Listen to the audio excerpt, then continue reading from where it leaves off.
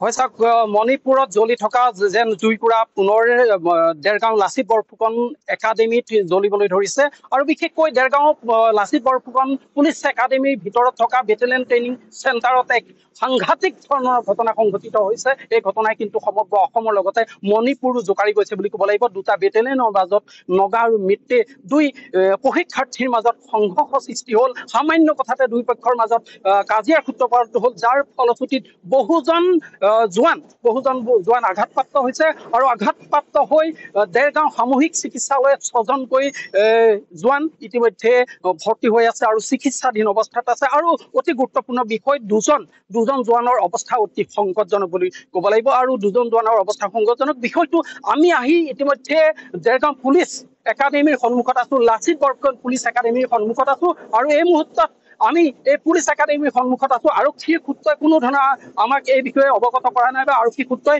সাংবাদিকক কোনো ধৰণৰ তথ্য তেওঁলোকে দিবলৈ চেষ্টা কৰা নাই বা আৰক্ষীৰ উচ্চপদস্থ বিষয়াসকল গোলাঘাট জিলাৰ উপায়ুক্ত ইয়াত আহি চৌহদৰ ভিতৰত সোমোৱা দেখিবলৈ পোৱা গৈছে।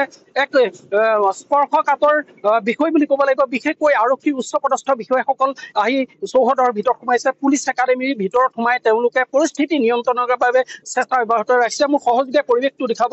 দেৰগাঁও লাচিত বৰফুকন পুলিচ একাডেমীত এক সংঘৰ্ষ সৃষ্টি হ'ল, যাৰ ফলশ্ৰুতিত 6জনকৈ জোৱান বৰ্তমান চিকিৎসাধীন অৱস্থাত আছে আৰু চিকিৎসাধীন অৱস্থাত থকাৰ পিছত দুজন জোৱান অতি গুৰুতৰভাৱে আঘাতপ্ৰাপ্ত হৈছে আৰু গুৰুতৰভাৱে আঘাতপ্ৰাপ্ত হোৱা দুজন জোৱানক ইতিমধ্যে তেওঁলোকে উন্নত চিকিৎসাৰ বাবে ব্যৱস্থা গ্ৰহণ কৰিছে বুলি জানিব পৰা গৈছে। বিশেষকৈ এটা কথা ক'ব লাগিব, আৰক্ষীৰ উচ্চপদস্থ বিষয়াসকলে শীৰ্ষ বিষয়াসকলে কোনো ধৰণৰ তথ্য আমাক দিবলৈ বিচৰা নাই বা দিয়াৰ চেষ্টা কৰা নাই। আৰু এই চৌহদৰ যি চৌহদৰ পৰিৱেশটো মোৰ সহযোগে দেখুৱাই আছে। বিশেষকৈ ইয়াত কটকটীয়া নিৰাপত্তা গঢ়ি তোলা হৈছে, যাতে কোনো ধৰণৰ সাংবাদিক সোমাব নোৱাৰিব, কোনো ধৰণৰ ব্যক্তি ইয়াত প্ৰৱেশ কৰিব নোৱাৰে, তাৰ কাৰণে তেওঁলোকে চোকা নজৰ ৰাখিছে আৰু উচ্চ পৰ্যায়ৰ আৰক্ষী বিষয়াসকলৰ লগতে জিলা উপায়ুক্ত গৰাকীও ইয়াত আহি সম্পূৰ্ণ পৰিৱেশটো তেওঁলোকে নিয়ন্ত্ৰণৰ বাবে চেষ্টা অব্যাহত ৰাখিছে।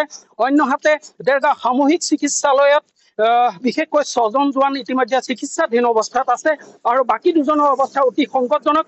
পৰিৱেশটো মোৰ সহযোগে দেখুৱাই আছে।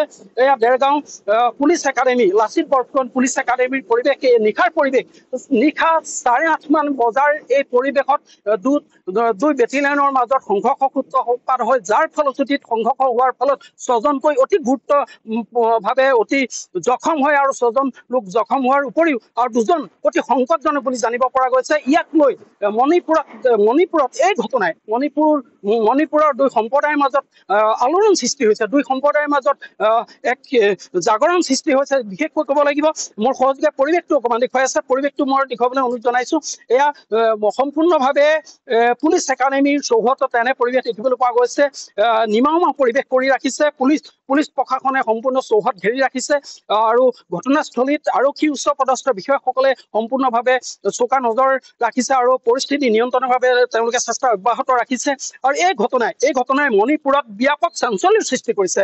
এই ঘটনাই দেৰগাঁও লাচিত বৰফুকন পুলিচ একাডেমীৰ যি ঘটনা, এই ঘটনাই সমগ্ৰ অসমৰ লগতে মণিপুৰতো তীব্ৰ চাঞ্চল্যৰ বিৰাজ কৰিছে।